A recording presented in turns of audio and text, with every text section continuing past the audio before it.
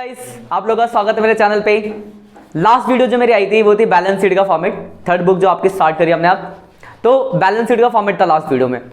आज हम second format की बात करेंगे, स्टेटमेंट ऑफ P&L। देखो ये दोनों ही फॉर्मेट बदल चुके हैं कंपनी काउंटिंग के लिए, बाकी में वैसा ही है। P&L की अगर बात की जाए, आपने 11th में पढ़ा था प्रॉफिट लॉस अकाउंट बनाना, तो उसमें क्या होता था, आपका हॉरिजेंटल फॉर्म में बनता था, एक तरफ आपका होता था खर्चे, दूसरी तरफ आपकी इनकम होती थी और बाकी ऊपर से ग्रॉस प्रॉफिट सब भेजते थे।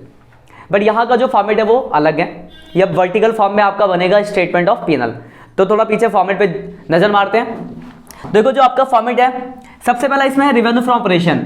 रेवेन्यू फ्रॉम ऑपरेशन का मतलब होता है नेट सेल। नेट सेल आप लोग जानते ही हो।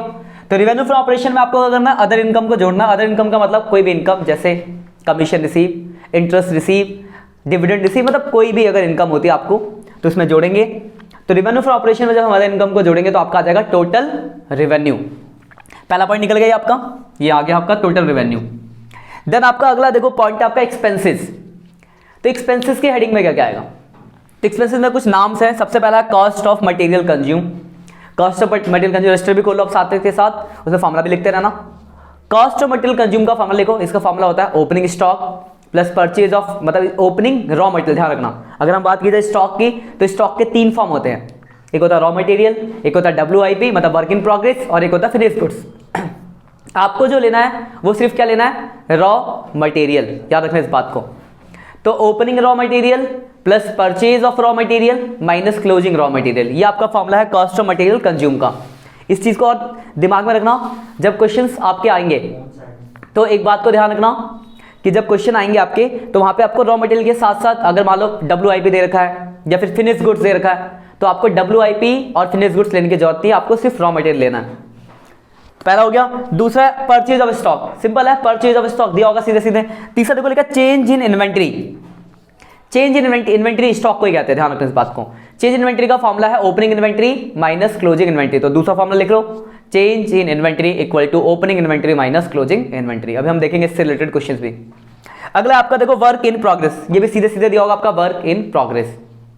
अगला है आपका एम्प्लॉय बेनिफिट एक्सपेंस, ये ध्यान रखना, एम्प्लॉय बेनिफिट एक्सपेंस मतलब वो सारे खर्चे जो एम्प्लॉय के बेनिफिट्स के लिए आपने किए हैं। जैसे एग्जांपल फॉर वेजेस, लिखते रहो साथ में रजिस्टर में, वेजेस, सैलरी, उसके बाद provident fund, staff welfare expense, bonus, gratuity, leave encashment. तो ये सारे आपके क्या एम्प्लॉय बेनिफिट एक्सपेंस है।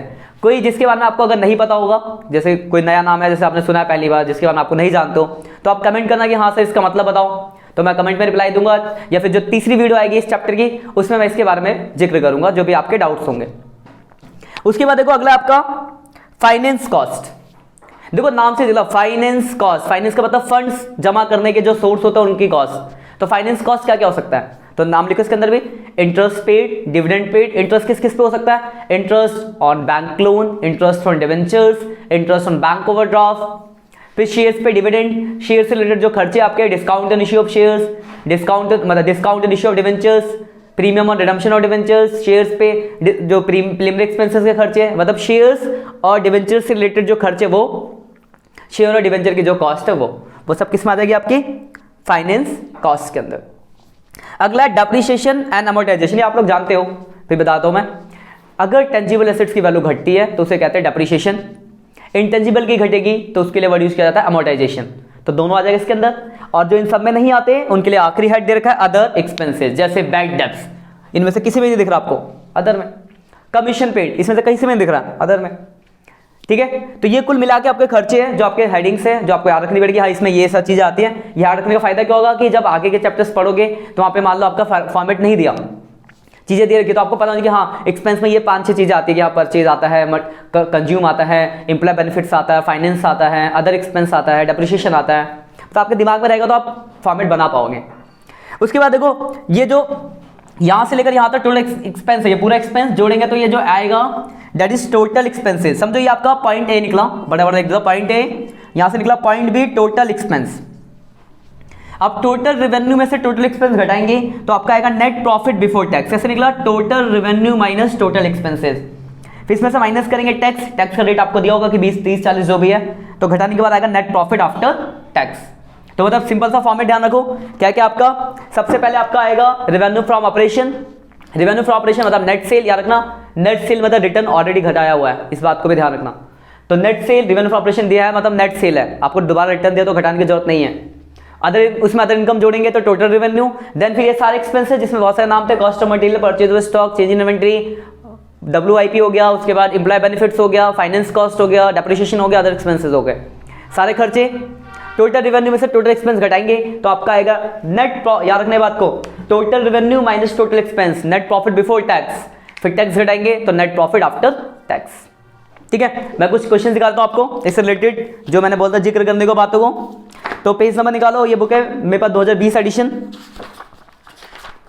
फॉर्मेट इस पे जो दे रखा है आपका वो फॉर्मेट है, इसमें पेज नंबर 1.41 पे इसका फॉर्मेट दे रखा है जो मैंने यहाँ बोर्ड के पीछे लिख रखा है।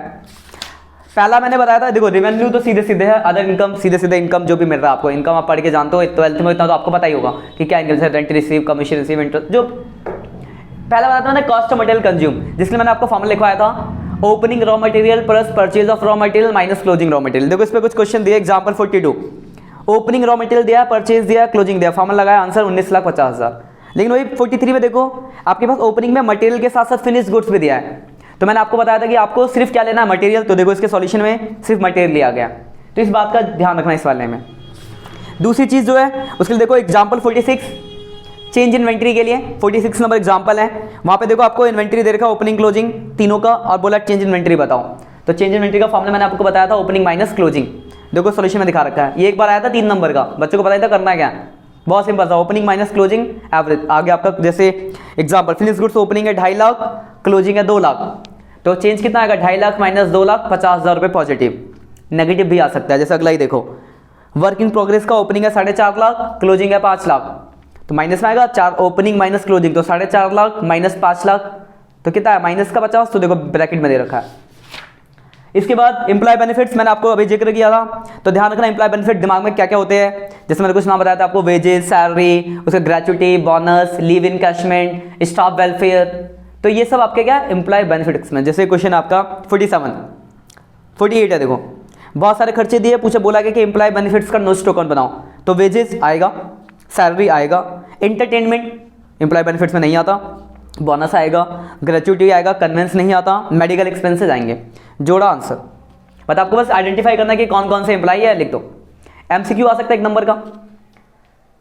फाइनेंस कॉस्ट बताते थे मैं आपको कि क्या क्या आता है, या एक चीज ध्यान रखना, फाइनेंस कॉस्ट के टाइम में नोट डाल के लिख लो कहीं पे कि bank charges is not part of finance cost, note डाल के लिख लो, क्योंकि देखो बैंक जो चार्जेस काटता है वो अपने सर्विसेज के बदले काटता है, ना कि आपको फंड देने के बदले। इस बात को ध्यान रखना कि बैंक चार्जेस जो होता है वो फाइनेंस कॉस्ट का पार्ट नहीं होता। बच्चे यहाँ पे गलती करते हैं, बैंक चार्जेस को जोड़ देते हैं, गलत। तो देखो एग्जांपल इसमें 49 1.49 पेज पे, interest paid on loan finance cost है, interest on bank overdraft finance cost है, discount on issued venture finance cost है, इंटरेस्ट रिसीव हुआ वो तो इनकम है, तो फाइनेंस कॉस्ट नहीं है आपका, बैंक चार्जेस जो आ गया ना नहीं है, इंटरेस्ट पेड ऑन डिपॉजिट है। उसके बाद डेप्रिसिएशन आप जानते ही हो, टेंजिबल, इंटेंजिबल, अदर एक्सपेंसेस। बस इतना से फॉर्मेट है, देखो पढ़ो आराम से, कोई दिक्कत पूछो। आज के लिए इतना ही, धन्यवाद। कोई डाउट्स हो तो आप मुझसे पूछ सकते हो, और जाते जाते चैनल को सब्सक्राइब लाइक करना ना भूले, और एक बढ़िया सा कमेंट दे दो, बड़ी मेहनत से करके वीडियो बनाता हूँ। चलो बाय बाय।